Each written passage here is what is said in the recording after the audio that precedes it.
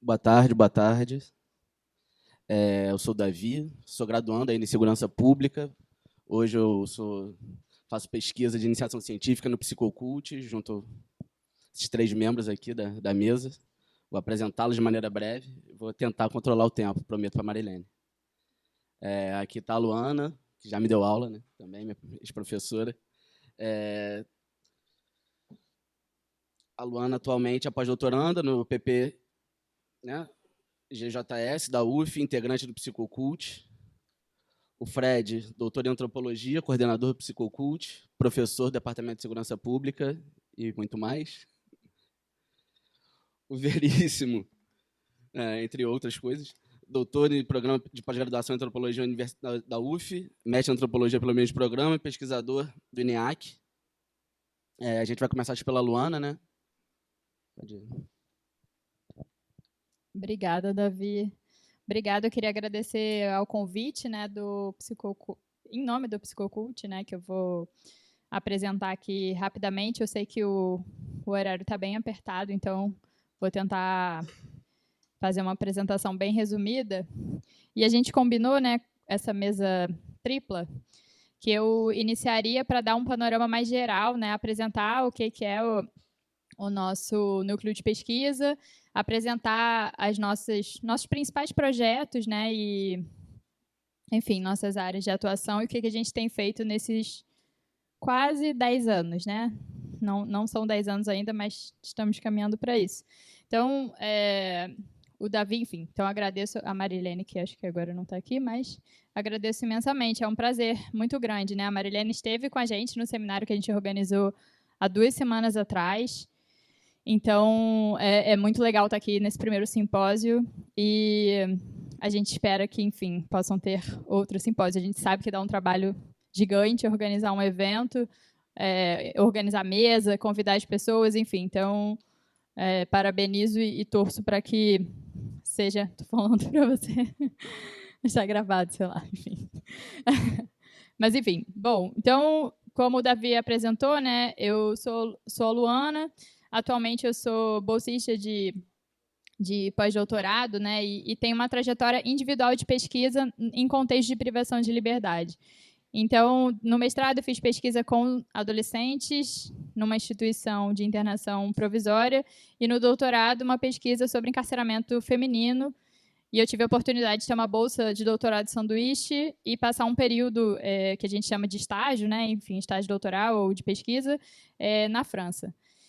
Mas, enfim, eu não vou falar da minha pesquisa individual, mas falei rapidamente, não só para me apresentar, e também para pensar, né, como se constrói esse grupo de pesquisa, que se constrói a partir de pesquisas individuais, mas também de pesquisas coletivas. E em que medida essas pesquisas individuais e coletivas elas vão se acumulando, né, e fazem com que a gente pense coisas novas, né, de forma coletiva, mas também individual. Então, a minha entrada no Psicocult, na verdade, se dá antes do Psicocult acontecer, né? Porque quando eu entrei no mestrado, não existia um grupo de pesquisa formado como existe hoje, né? Então, eu entro no mestrado em 2015 e também é nesse momento, né, em que pesquisas coletivas, apesar da gente não ter esse nome de Psicocult naquela ocasião, começam a acontecer nesse período, né, de 2015, que é exatamente quando eu entro no mestrado. E aí eu vou falar rapidamente, pontuar só algumas pesquisas que a gente fez, né, de forma bem breve, porque eu acho que isso tem a ver com o que foi discutido, não nessa mesa do acolhimento, na mesa que antecedeu, que é, de alguma forma, acompanhar o que tem acontecido no Brasil, em particular no Rio de Janeiro, porque a gente está sediado aqui, mas esse movimento, né, e o que essa novidade, né, desse tema maconha medicinal, o que está acontecendo, né? Eu lembro que quando a gente começou a pensar sobre isso de forma coletiva, não existia o habeas corpus ainda como uma coisa tão forte, né? Não existia, estava começando a surgir. E hoje, né, vendo essas mesas, né, anteriores, a gente vê como esse tema tem Bom, conselho tutelar, né? Fiquei pensando. Falta o conselho tutelar nas nossas pesquisas. Mas, enfim, depois eu vou falar sobre isso. Mas é impressionante como a cada evento que a gente participa, a gente estava na semana passada na Brand, na semana retrasada o seminário que a gente organizou, como outros grupos vão se somando, né? E é incrível como a maconha reúne muita gente, né? Exatamente.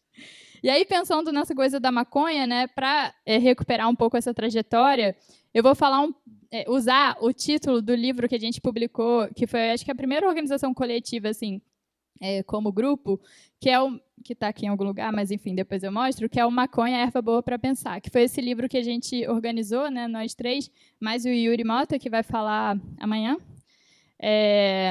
que na verdade foi essa organização coletiva e reunir pesquisas, né, sobre o tema da maconha. E por que a maconha é erva boa para pensar, né? Isso que a gente tem pensado coletivamente tem tudo a ver com o que a gente viu e os debates que a gente viu hoje, né, ao longo do dia, né, do simpósio. Como a maconha, né, ela não é uma... Essa categoria maconha, ela não é uma categoria universal e que a gente pode pensar ela fora desses contextos sociais e fora dessas disputas, né? A mesa do tema do judiciário deixou isso muito claro, né? O que é evidência científica? O que é comprovação científica? O Siddhartha Ribeiro falou bastante disso, né, no seminário que a gente fez. O que é uma comprovação científica de uma eficácia de um medicamento, né? Quando a gente olha para a Abrahil e todos os depoimentos que a gente viu aqui, isso não são evidências, enfim. Então, tudo isso é um dos exemplos, né, das coisas que a gente tem tentado mapear nesses últimos anos, né, essas disputas em torno da classificação da maconha. A gente tem uma coisa que eu acho interessante, assim, para resumir, que é a distinção entre maconha e cannabis, né? Isso é uma disputa, né? Assim, não é a mesma coisa. Mas quando a gente vê, quando um paciente fala, eu falo que meu filho usa cannabis e não maconha, essas categorias elas não acionam não têm a mesma simbologia. Elas vão repercutir de formas distintas socialmente. E é isso que a gente está interessado em compreender.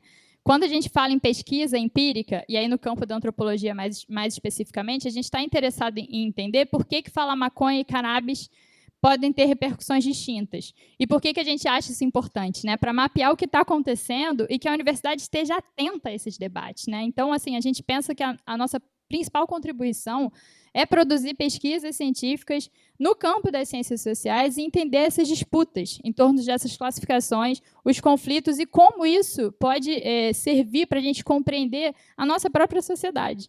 A mesa anteriormente estava falando do conservadorismo, não conservadorismo, tudo isso são coisas que a gente está atento. E o que é o conservadorismo? Enfim, compreender em que medida isso tem um impacto nas políticas públicas, né? Em que medida a gente pode pensar esses processos, enfim, e mapear, né? A importância de mapear isso e estar atento a isso.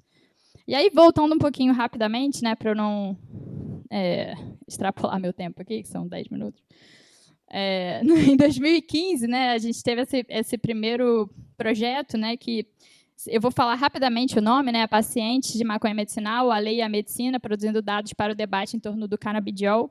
E aí eu chamo a atenção para essa categoria paciente, né, que ela começa a surgir, os pacientes da maconha, isso não existia antes, né, então isso começa a surgir no debate, sobretudo, né, que a gente tem, de alguma forma, consensualmente, assim, no grupo de pesquisa, que 2014, né, com o documentário legal, isso ganhou uma projeção muito maior, né, quando você tem no Fantástico aparecendo um documento, enfim, depoimentos e a estratégia, né, também da produção desse documentário, de quem seriam as pessoas que apareceriam no documentário, né, enfim. A gente tem um pouco como um marco, né, enfim, tem outros marcos, mas a gente pensa esse marco, né, que é importante para o debate público, e começa a aparecer essa figura do paciente da maconha medicinal. E aí depois a gente tem um projeto em 2017, 2020, e esses projetos, gente, são todos projetos financiados pelas agências de fomento de pesquisa, né? Seja FAPERJ, CAP, CNPq, que a gente fica... Não é um super financiamento, mas pelo menos a gente consegue organizar um seminário ou outro, alguma coisa assim.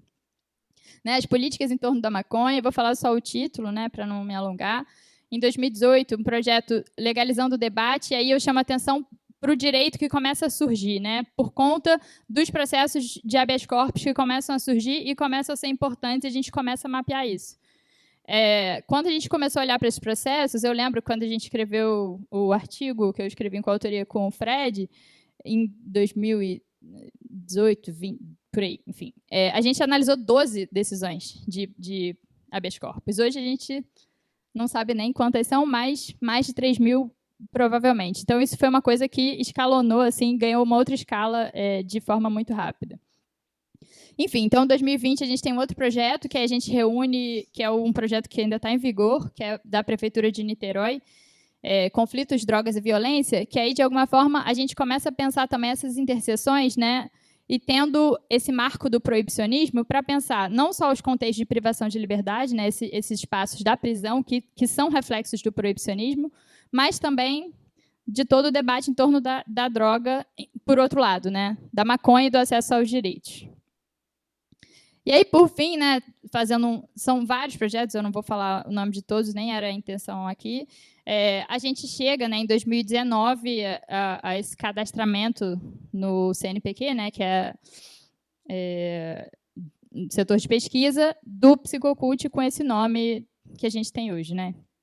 Então, fazendo esse bem rápido e pulando alguns processos no meio, eu acho interessante ver, né, em que medida é importante que a universidade esteja atenta a esses processos e faça esses mapeamentos, porque a gente produz textos, produz artigos, produz seminários, isso tudo está sendo registrado, né? Então, a universidade tem que estar atenta a isso. Eu acho que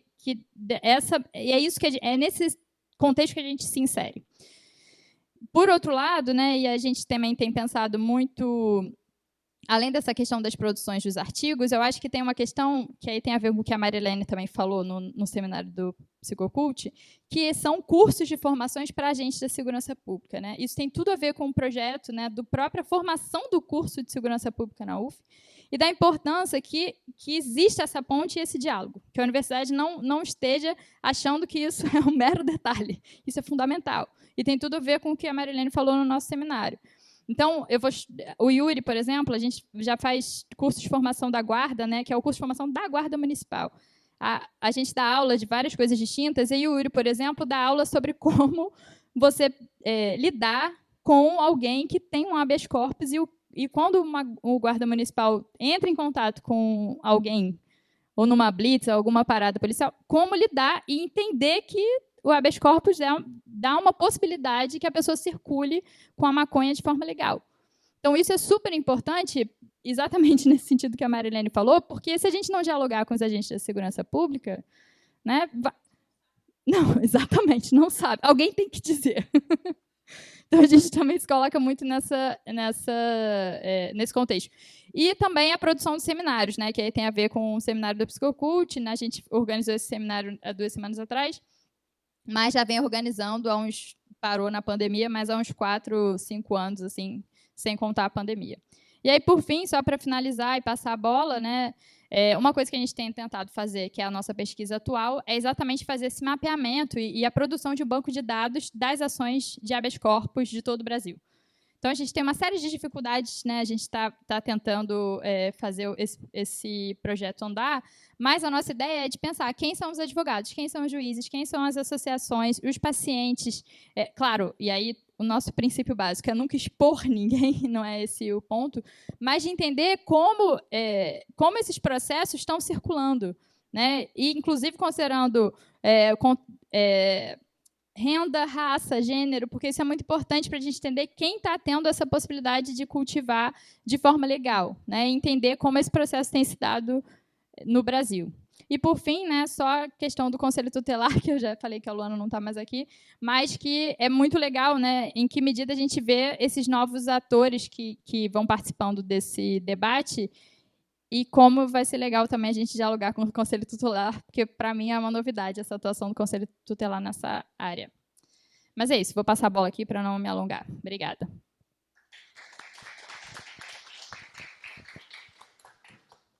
Bem, gente, boa tarde.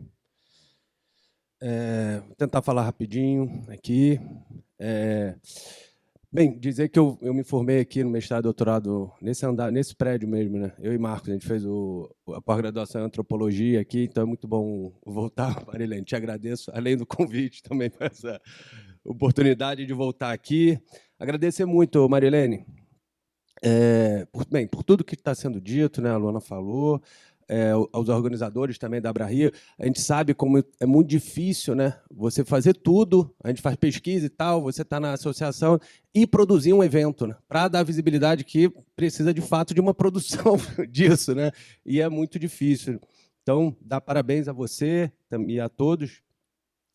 E falar também que é muito, muito bom, né, importante ter temas, ter eventos com esse tema, né, na universidade, né? A gente tem feito isso já há algum tempo, né? O seminário que a Luana mencionou, que você participou na semana passada, mas desde 2016, 2015, a gente faz um seminário de pesquisa sobre os usos terapêuticos da maconha, né? Ano que vem, né, a gente vai fazer outro, você já está convidada, Marilene, em abril, provavelmente, a gente está fechando a data.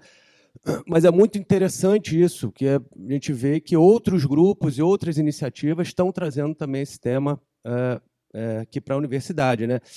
E, em particular, eu acho, falar da maconha, né, da droga nesse sentido mais amplo, falar da maconha como um direito, né? Não só na chave de pensar a maconha como uma droga e como crime, né? Onde a gente fica sempre falando sobre a partir da criminalização, a partir da guerra das drogas, porque a gente perde todo esse outro lado, que é isso que eu acho que você traz muito, desses processos de regulamentação, né? Que a gente mudar a chave, né? Agora, a gente está vendo o acesso da maconha como um direito, né? As pessoas estão demandando direito a uma vida digna, de saúde. Então, é muito interessante, né? Eu vou tentar contextualizar um pouco essa discussão para chegar, também bem brevemente, falar um pouco das associações, que é uma pesquisa que eu me dedico há algum tempo, depois virou uma pesquisa coletiva.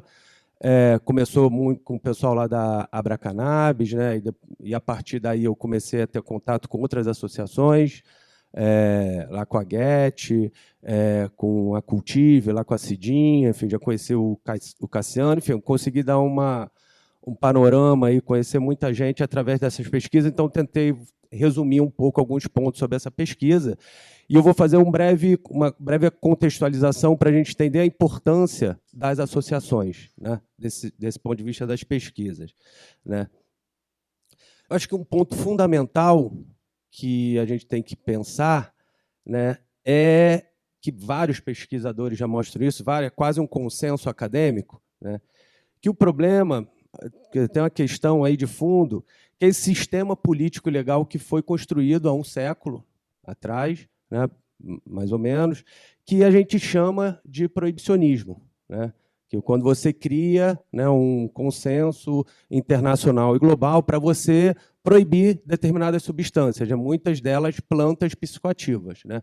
Então, esse que é que me parece que é um pano de fundo, e a gente está lidando com isso, né? A gente está lidando até hoje com as consequências desse sistema, dessa decisão, digamos assim, né? Que está na ONU, né? Tá institucionalizado, né?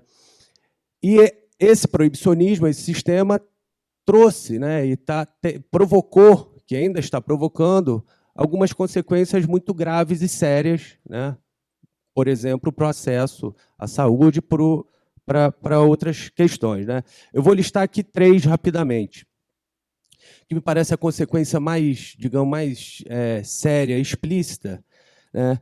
Que o proibicionismo, esse sistema que, a princípio, né, ele foi criado para proteger as pessoas, para proteger a saúde das pessoas, né? Pela história, pelas pesquisas sociológicas que nós temos, o proibicionismo ele sempre serviu para fundamentar políticas e leis de drogas com forte viés político e ideológico, né? Quer dizer, a lei de drogas, né, ela sempre foi um mecanismo não de proteção, mas de perseguição de parte da sociedade, aquela parte sempre indesejada da sociedade, né? Aqui no Brasil, como a pesquisa do IPEA, que a Natália participou, recente, mostra, né, de novo, quem são as pessoas que são perseguidas, né, que são processadas pelo tráfico de drogas, pela lei como traficantes de droga pela lei de drogas, né? Os jovens pretos e pobres, né? Então, esse lado dessa lei de drogas, né, dessa política, desse sistema, desse proibicionismo, por isso que aparece muito esse lado racista dessa política, né? Porque ele tem um viés explicitamente ideológico e político. Não tem nada a ver com saúde, não tem nada a ver com política pública de saúde, né? Ela está sempre usada para perseguição, vários dados sobre isso, né? Encarceramento, enfim. E também muito usado como bandeira política, né? A gente vê agora, o Eduardo Paes acabou de anunciar o plano de voltar à internação compulsória, né? Evidentemente, está vindo a eleição, enfim. Então, a lei de drogas ela serve para isso, né? Ela não serve para proteger ninguém. Ela serve para ou fins políticos ou para perceber, né? E também é possível, né, o segundo ponto aqui, a gente observar essas consequências do proibicionismo na forma com que a gente se relaciona com essas substâncias, né? Na forma que nós falamos e pensamos sobre essas substâncias, né? Com o proibicionismo, a gente passou esses 100 anos, praticamente, só falando e pensando a maconha, por exemplo, né? Pensando nesse processo de criminalização ou de patologização, né? Até bem pouco tempo, há pouco tempo atrás, maconha era crime. Não existia essa associação maconha com saúde, maconha como direito, maconha paciente. Era maconha crime, tráfico, né? Ou você usar a maconha também associado à patologização. Maconha com porta de entrada para outras drogas, maconha nessa chave da dependência química, né? Então, isso também foi causado pelo proibicionismo, né? Então, esse debate recente que as associações, né, essa emergência das associações, dessa figura do paciente que surgiu, ele é muito importante para a gente repensar isso e coloca, né, essa outra chave para a forma que a gente fala sobre a substância, a forma que a gente se relaciona com ela, sem ser a chave do crime nem da patologia, mas da saúde e do direito, né? Isso me parece muito importante. E a última consequência aqui que eu quero trazer do proibicionismo é no impacto da produção do conhecimento acadêmico, né? Com a proibição, né, ninguém fazia pesquisa com isso, né? Foi um silenciamento das pesquisas sobre isso. Por isso que a gente fica toda hora ouvindo, né, o renascimento psicodélico, né, o MDMA, o LSD sendo usado, voltando a fazer pesquisa para depressão, enfim, a mesma coisa com a maconha, né? Por quê? Porque a gente ficou 100 anos e até hoje é muito difícil as pessoas, quem quer fazer pesquisa com maconha na universidade e pesquisas no laboratório, pegar uma molécula de THC, é uma dificuldade tremenda. Cansei de estar com o Emílio, com o Ricardo, pessoas, cientistas que vêm falar com eles para como a gente faz isso, e as pessoas desistem, porque o pessoal fala, tem que pedir autorização. A pessoa, não vou fazer, porque meu mestrado só tem 2 anos, não vou ficar esperando a autorização. Aí o pessoal desiste, né? Então, continua, né? A gente sofre muito disso ainda. A gente tem pouquíssimas pesquisas, e o Brasil, com essa falta de regulamentação que a gente tem, essa insegurança jurídica completa, também impede a produção de conhecimento acadêmico, né, com a maconha. Bem, então, esse é um contexto geral, e, para finalizar, eu quero apontar o papel social que as associações têm para enfrentar, né, esse proibicionismo, né, que me parece que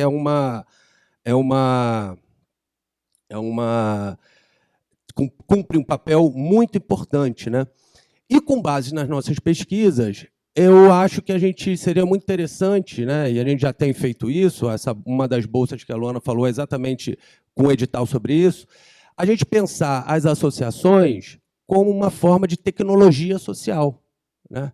Ela é uma tecnologia social. E as pessoas antes, nas 2 mesas que eu assisti aqui antes, elas falaram sobre isso, né? Alguém falou, o Estado não faz nada, então, acho que foi a representante do Conselho Tutelar, né? Tem que fazer alguma coisa, né? tem que as associações elas estão nesse lugar, né, que o Estado, né, que o Congresso, enfim, que o Judiciário ainda está reticente de fazer alguma coisa, né? Então, 3 elementos aqui que eu acho que são importantes, que também já foram ditos aqui. Eu só vou indicar aqui, né? O primeiro, né, para caracterizar uma tecnologia social, um papel importante é o acolhimento, né? Essa coisa do acolhimento, uma das coisas que eu via, que me chamava muita atenção quando eu comecei a fazer trabalho de campo, era as pessoas chegando nas associações completamente desesperadas, porque o médico delas, né, com filho, enfim, tudo isso que já foi descrito aqui, o médico abandona o tratamento, porque a criança já não está respondendo, aí a mãe e o pai falam, pô, eu vi alguma coisa da maconha, vou fazer uma maconha. Aí o médico desiste, fala, não, não vou. Eu lembro de uma mãe chegando lá e falando, olha, quando o médico não quis dar maconha e quis dar um remédio de cavalo para o meu filho, eu falei, não, porra, alguma coisa está errada. Aí ela chegou lá na associação. Aí você tem esse trabalho de acolhimento que é fundamental. As pessoas, isso parece ser né, que vocês falaram isso, não é uma pessoa, isso é muita gente que chega assim. Então, esse papel de acolhimento, né, e de troca de informação, e de troca de experiência, e de produção de uma compreensão mútua, que também as doenças que as pessoas estão encarando, as condições que as pessoas estão encarando, vocês falaram aqui das mães e tal, também isso é uma coisa muito forte, isso uma coisa que aparece muito na associação. Então, acho que esse é um papel fundamental, que o Estado não faz isso. Então, isso é uma coisa importante. O segundo é como as associações, né, lidam com preconceito e estigma. Também foi dito aqui, né? Não existe informação segura e confiável sobre a maconha. Alguém falou aqui, né? Tem que ficar vendo na internet e tal. As associações, elas conseguem agregar, né, o conhecimento científico, o conhecimento acadêmico, esse conhecimento da experiência das pessoas, e produzem conhecimento confiável, né, e de forma segura. A gente passou aí para essa coisa de fake news e desinformação. As associações, elas fazem o inverso disso, elas estão produzindo, dentro do proibicionismo, onde você não pode falar nada, ou você pode ser acusado de apologia, enfim, uma série de coisas, as associações prestam esse serviço fundamental, me parece. Aí também cansei de ver pessoas chegando lá, são pessoas que não são maconheiras a princípio, e não sabem nada dessa cultura canábica, né? Estão indo lá por causa do filho, da doença e tal. Então, a pessoa também é carregada de estigma e preconceito. Você falou aqui antes, né? Tem que as pessoas vão vendo. Então, esse papel também me parece central, né? E, por fim, eu acho também muito interessante, eu já observei isso com algumas pessoas, que, através do contato, quando as pessoas começam a frequentar as associações, eu acho que acabam tendo uma que eu chamo de uma educação cívica, porque as pessoas começam a se engajar, né, para discutir a política de droga. A pessoa começa a se engajar em debates, né? Marilene participou um montão de coisa, as pessoas vão participar. As pessoas começam a acompanhar lei de drogas, a tramitação de processo na justiça. Então, assim, produz um engajamento, e eu acho que isso serve de uma educação cívica. As pessoas começam a discutir o proibicionismo, né? Por isso que é muito comum as pessoas vão lá e conseguem serem acolhidas e tal, elas viram ativistas, né? Elas começam a fazer o trabalho também das associações, né? Bem, então, era isso que eu queria trazer, né? Que eu acho que, então, que as associações, né, podem ser vistas como uma tecnologia social, né, em defesa da saúde, do direito e da justiça para todos aqueles que demandam acesso legal à maconha, né? Que eu acho que é um modelo a ser seguido e não um modelo a ser combatido. Muito obrigado e parabéns aí, Marilene.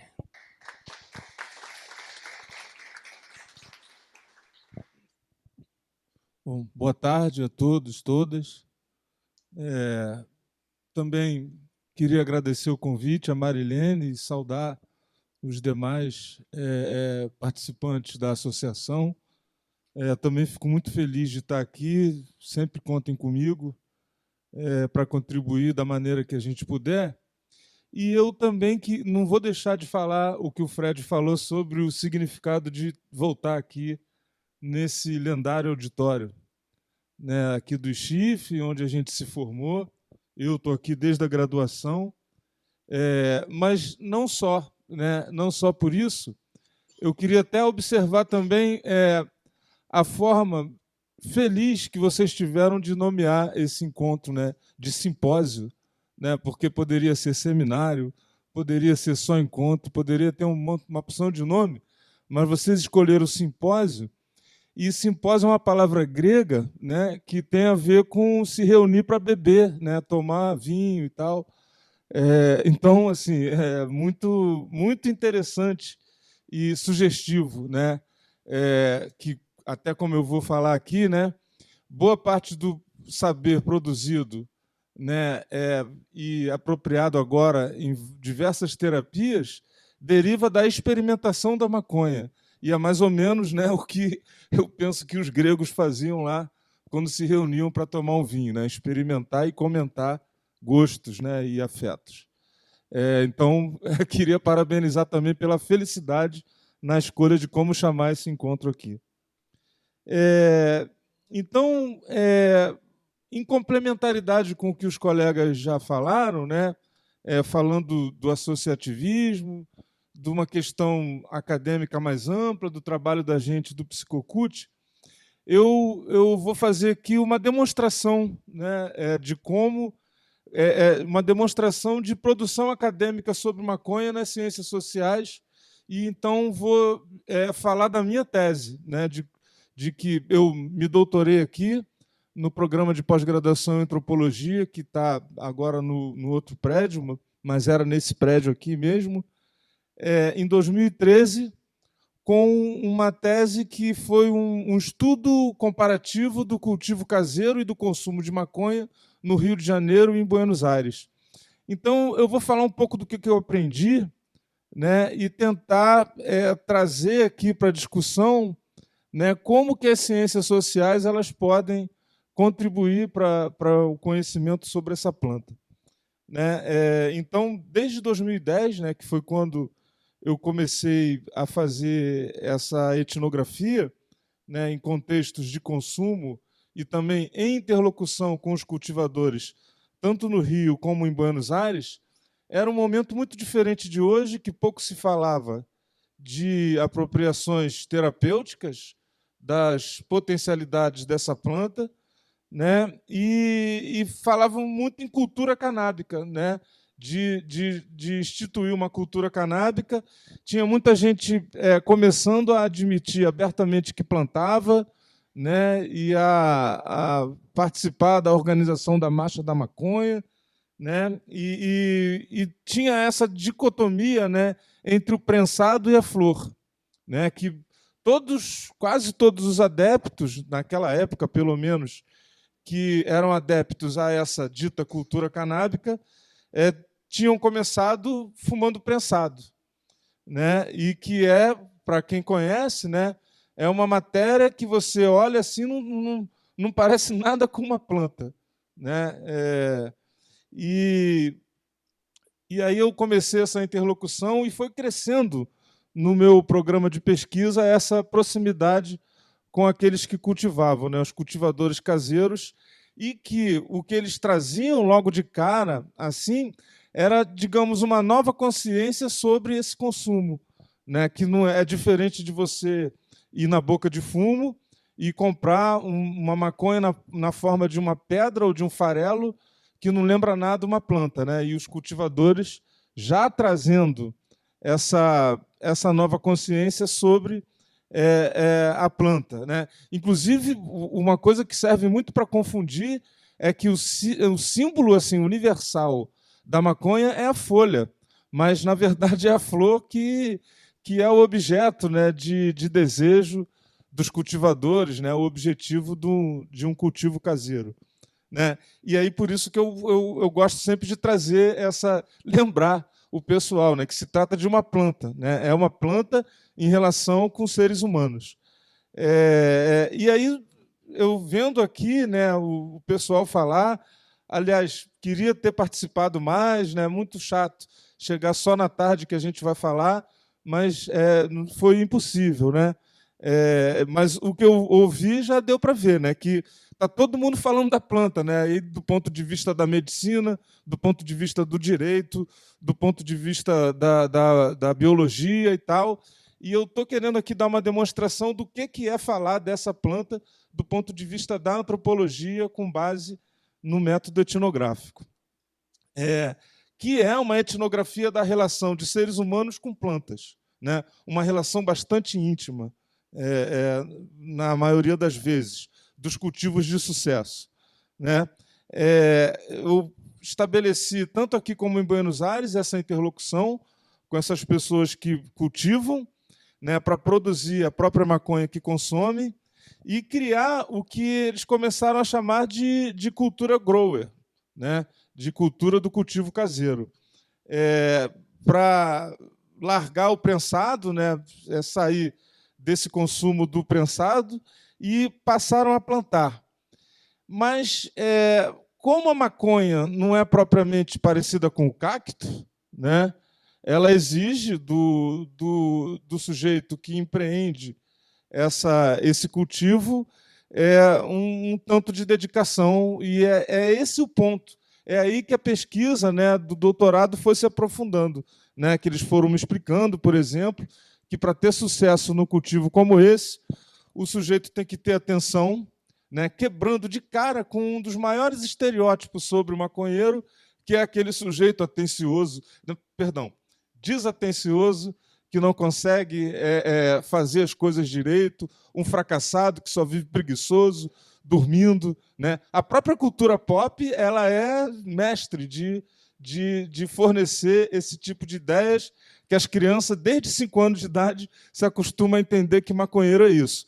Então, para o cara ter um sucesso no cultivo, né, o que aqueles interlocutores me mostravam é que era exatamente o inverso disso, né?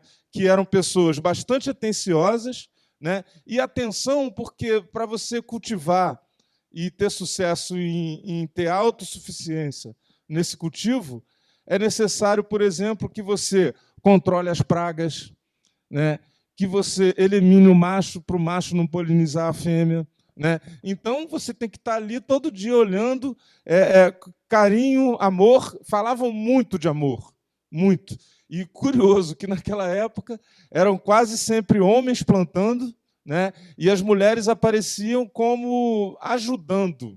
E com essa coisa das terapias, isso deu uma mudada completa, né? É muito legal o protagonismo feminino, finalmente, né? E que eu acho que era papo, né? Eu acho que as mulheres sempre cultivaram também, inclusive 2, né, growers, me deram entrevista por ocasião da pesquisa, né? Então, o sujeito que se dedica a ser um cultivador caseiro, ele acaba tendo que aderir, né, a uma opção de sistema de crenças, a controlar saberes naturalísticos, estudar, né? Então, né, filosofias, né, adere a filosofias morais e tudo, né? Então, são uma série de qualidades que quebram esses estereótipos. E aí, onde é que eu fazia a pesquisa, né? Onde é que se dava o meu trabalho de campo? Naquela época não existia associação para você fazer etnografia, né? Não existia grow shop, né? Não tinha nada disso. A tolerância era muito menor, e a minha etnografia se deu basicamente circulando por campus universitário, coisa que eu sempre fiz, desde que eu entrei na universidade, participando da Marcha da Maconha, que é uma coisa periódica. Aí, para isso, eu me engajei na organização da primeira Marcha da Maconha de Niterói, que foi em 2011. Né? Era tudo isso para fazer pesquisa. Também copas canábicas, mas, sobretudo, em festas de aniversário, em que os cultivadores se reuniam. E aí que está o ponto que eu queria trazer, né? Estou falando tudo isso para dizer o seguinte. Nesses encontros festivos, o hedonismo era o que predominava, porém, né, como é que eram esses encontros? Primeira vez que eu fui, eu pensei, o pessoal vai ficar lá fumando maconha, falando de música e tal, e não foi nada disso que aconteceu, né? Chegou lá, o pessoal ficava falando sobre solo, sobre como você, que tipo de fertilizante usar, né? Como é que você fazer, como é que você tem que tratar da planta e, sobretudo, né, o consumo é muito curioso. Era um consumo de uma experimentação muito refinada. Então, aí chegava um momento que o pessoal fumava, né?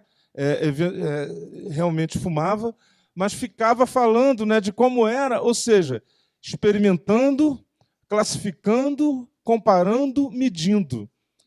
Exatamente, eu não vou dizer que é exatamente, né, mas é uma coisa análoga à produção do conhecimento também científico, né? Você experimentar, classificar, medir e comparar.